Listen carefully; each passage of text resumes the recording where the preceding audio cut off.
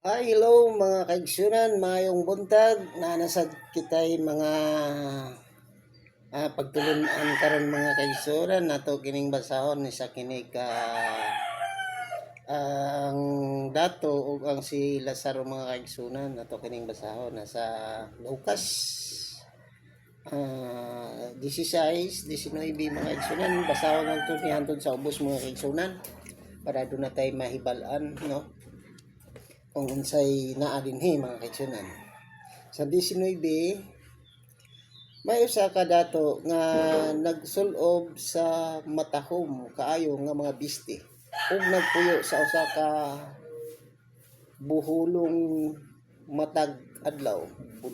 Buhulong. May usa-usab ka kabus nga ginganlan og Lazaro. Ang iyang lawas nalukop og mga nuka. Naglubog siya duol sa pagpultahan sa balay sa dato. Ang si Lazaro kuno nasa pultahan sa dato, no? Mura siya makililimos ba.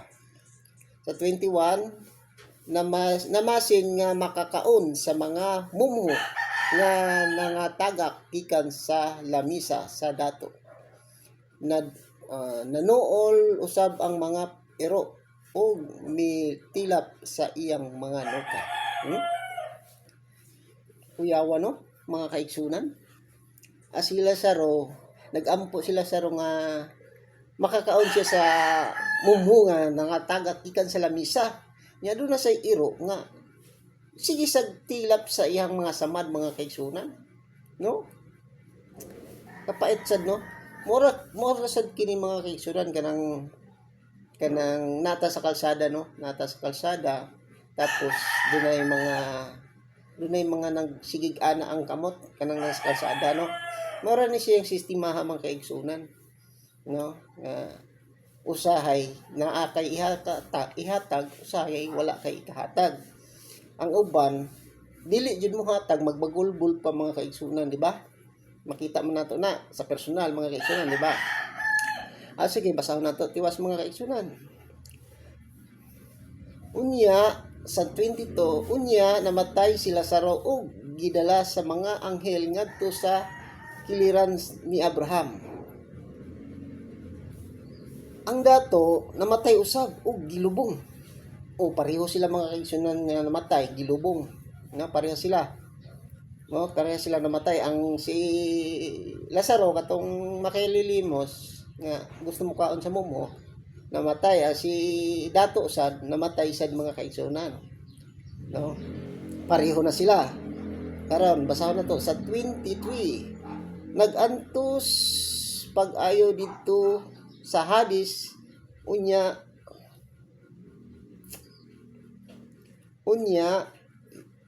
mihat siya o nakita niya dito sa layo si Abraham o sa iyang kiliran diha ni Lazaro, no? Para na siya nasuya hinuon nga nagbuwag silang duha mga kaigsunan. Mura na siya nasuya, no? Nihangad siya sa taas na nakita niya si Abraham at saka si Lazaro nagtapad mga kaigsunan. Sumpay mga kaigsunan sa 24, busan mi singgit siya ngadto kang Abraham. Abraham kaloy in taon ako og gipadala si Lazaro diri aron istuslob ang iyang tudlo sa tubig o pabugnawan ang akong dila kay nagantos ako pag-ayo sa kainit niining kalayo. Nako, no? Nagantos daw siya sa kainit sa kalayo mga kaigsunan. Kaluoy sad ani no? Mga kaigsunan aton tiwason. Apan si Abraham mitubag, anak, hinumdumi nga sa didto ka pa sa kalibutan na buhong ka sa tanang maayong butang samtang si Lazaro lunlon lamang kadautan ang iyang nahiaguman. Apan karon malipayo na siya diri samtang ikaw diha nagantos. Mao din na atong mga kanang bitaw nga dili ka mo tabang sa imong isig ka tawo o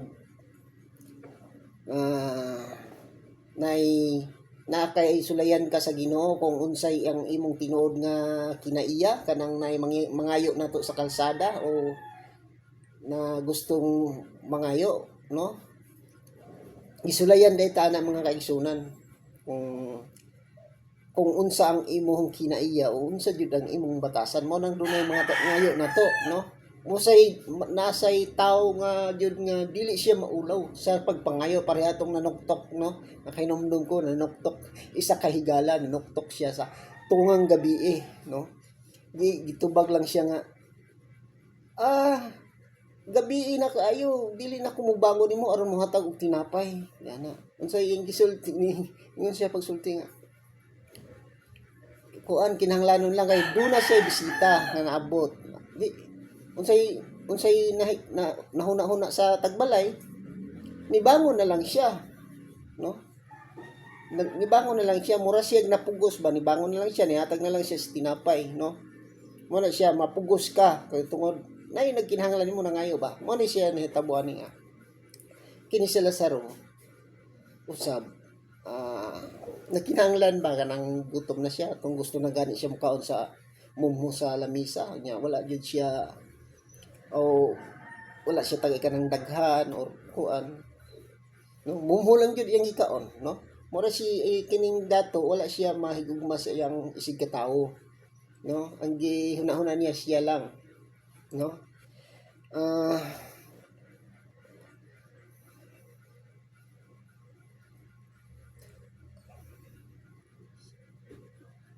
Asa na ta mga kaigsunan?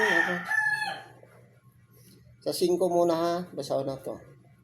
Apan si Abraham itubag, anak, hinumdumi nga dito ka pa sa kalibutan, nabuhong ka sa tanang maayong butang, samtang si Lazaro, lunlon lamang kadautan ang iyang nahayaguman.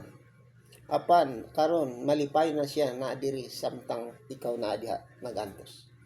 Sa 26, gawas pa niining tanan na nailawom nga bungaw nga nagulang kanato aron walay makatabok gikan diri nganha kanimo o gikan diha ngari kanamo.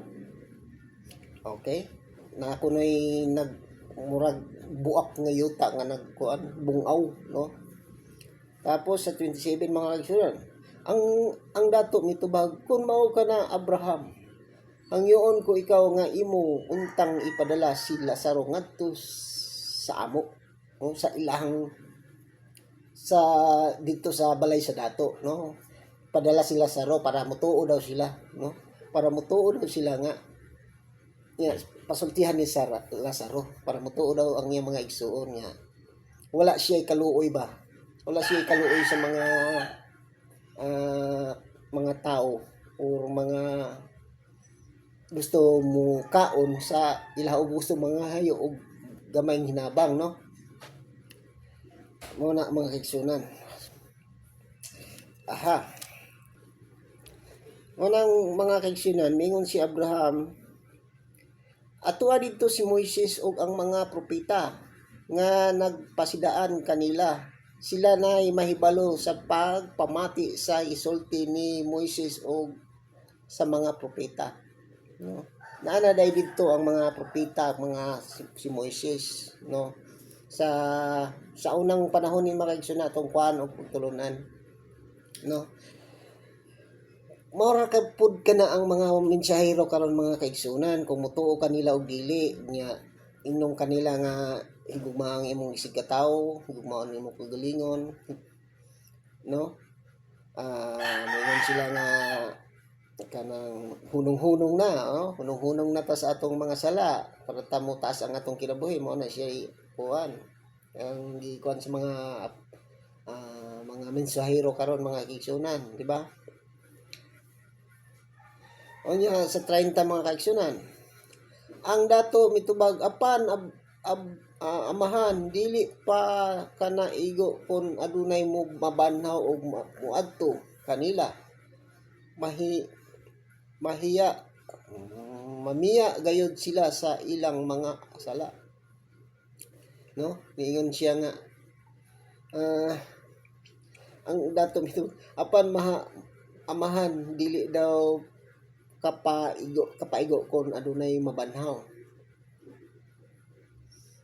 ug motuo kaniya gayud sila sa ilang mga sala. Dili daw paigo, no? Dili daw paigo nga kuan. Dili daw paigo nga naay mabanhaw nya madto kanila mamiya gayud sila sa ilang mga sala. Dili daw paigo, no?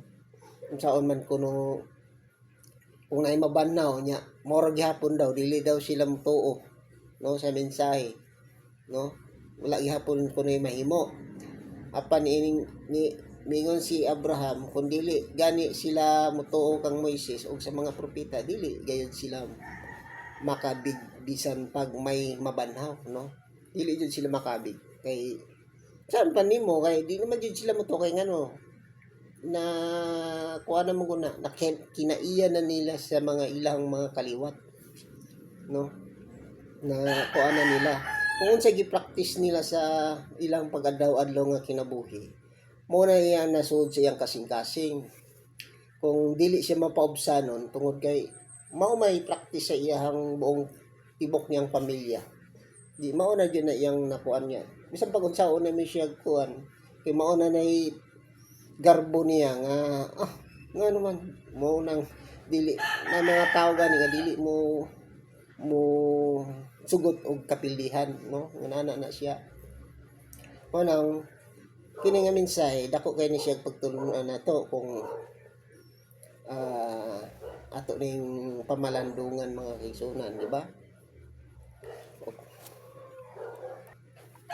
Mga kaigsunan ng mga ang gipasabot diha may tungod niyan sa kinaiya sa tao mga kaigsunan, no? Kung dili siya motuo sa mga kuan kay tungod mao na gyud na iyang gikaon or mao na iyang practice, mao na iyang ugali, dili na nimo siya diktahan mga kaigsunan. Kay minsan sa mga kaigsunan naa say ginasulat sa mga Biblia nato na sa panultihon sa panultihon sa pinadayag, no? Pasagdi ang mga dautan na magbuhat og dautan, no? Kay aduna na sila ganti nya pasagdi ang mga magbuhat og maayo nga magbuhat silang maayo kay naa na sad sila ganti, no? Ang tagsa kanato doon na mga ganti mo nang ikaw mismo at kita mismo kita na magtimbang-timbang sa atong kagalingon kung unsay maayo kung unsay dili mga kaigsunan, di ba? O diri na taman ang atong mensahe isip usa ka ebanghelyo na usa lang ka yugto, usa lang ka istansa, usa lang ka linya mga kaigsunan. Og daghang salamat ato nang tapos.